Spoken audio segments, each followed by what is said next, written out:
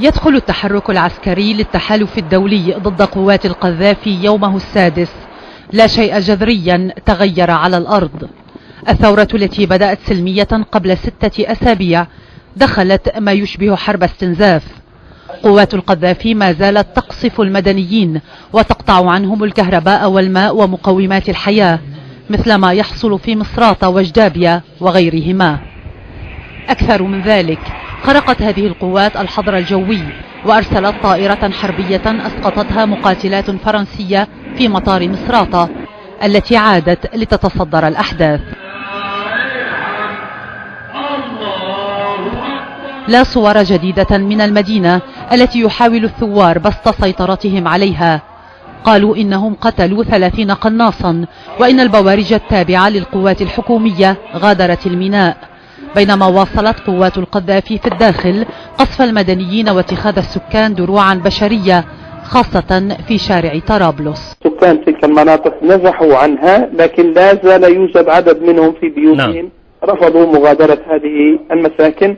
هناك 10 فلبينيات الآن محصورات في هذا الشارع في أحد المباني، انقطعت أخبارهم من يوم الجمعة الماضية، ونحن نناشد العالم بالتدخل لإنقاذ هؤلاء النسوة، إضافة إلى أن هناك بعض الأهالي ممن يستغيثون طلبا للنجدة، ذلك أنهم أصبحوا كرهائن في هذه المباني يتخذها هؤلاء القناصة كدروع بشرية تحول بيننا وبين التعامل معهم.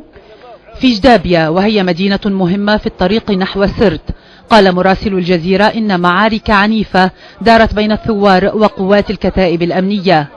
هنا عند أحد مداخل جدابية يتمركز الثوار وينزح مدنيون بعد أهوال عاشوها في الأيام الماضية.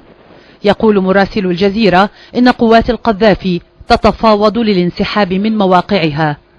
في الجانب المتصل بقوات التحالف، أعلنت هذه القوات أنها أطلقت ليلة الأربعاء الخميس 14 صاروخ توماهوك ضد أهداف تابعة لقوات القذافي، وأنها شنت غارات على هذه القوات في حي تاجوراء في العاصمة. كما قصفت قوات التحالف مواقع لنظام القذافي في سبها التي اشتهرت كموقع أساسي لاستقدام المرتزقة. تمر الأيام على ليبيا ثقيلة ومكلفة. يصارع القذافي للبقاء وهو مستعد للقتال حتى آخر ليبي وليبية. ليس لديه ما يخسره بحسب مراقبين يرون أنه يعمل إعلاميا ونفسيا على صورة تظهره مقاوما لغزو أجنبي واستعمار صليبي كما يسميه.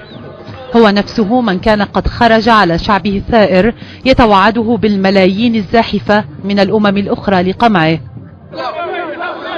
إما القذافي أو الموت، ذلك ما وجد الليبيون أنفسهم فيه وحيدين عزلاء.